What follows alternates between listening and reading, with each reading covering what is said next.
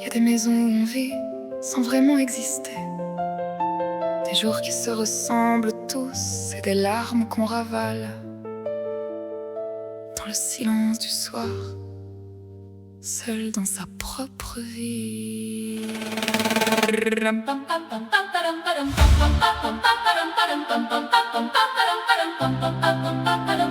Je traversais les pièces comme un fantôme dans ma maison. J'avais perdu ma propre trace, ma voix, mon prénom. Les soirs se répétaient, lui en bas, moi enfermé, à pleurer sans bruit sur mon oreiller sans que personne le sache. C'est pas les coups qui font le plus mal, c'est le vide, le silence, l'absence, quand l'autre ne te voit plus, quand tu n'existes plus dans son regard.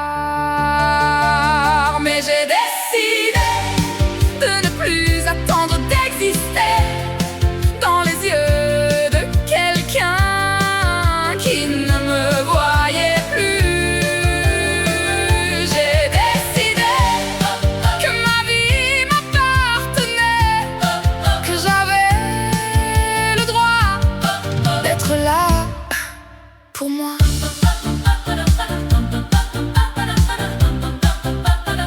Repartir de zéro, c'est pas beau comme dans les films. C'est des cartons, des nuits sans repos et des doutes sans fin. C'est apprendre à faire seul ce qu'on faisait à deux, réapprendre à s'aimer, recommencer du mieux qu'on peut. Y avait mes filles, y avait ma fierté silencieuse, cette petite voix qui disait c'est dur, mais c'est possible. Alors j'ai décidé de ne plus attendre d'exister dans les yeux de quelqu'un qui ne me voyait plus.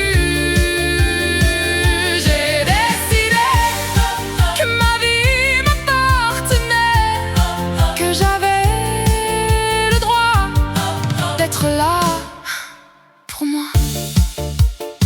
J'ai cherché longtemps ce que j'avais laissé quelque part dans tous ces déménagements, dans toutes ces maisons sans ancrage. Ce mal-être qui me suivait, c'était pas les murs, c'était moi. Une quête invisible d'une femme qui voulait rentrer chez elle, en elle. Et puis quelque chose a lâché, ou plutôt quelque chose s'est ouvert. J'ai arrêté de survivre et j'ai commencé à exister. Je n'étais plus un fantôme, plus invisible, plus éphémère.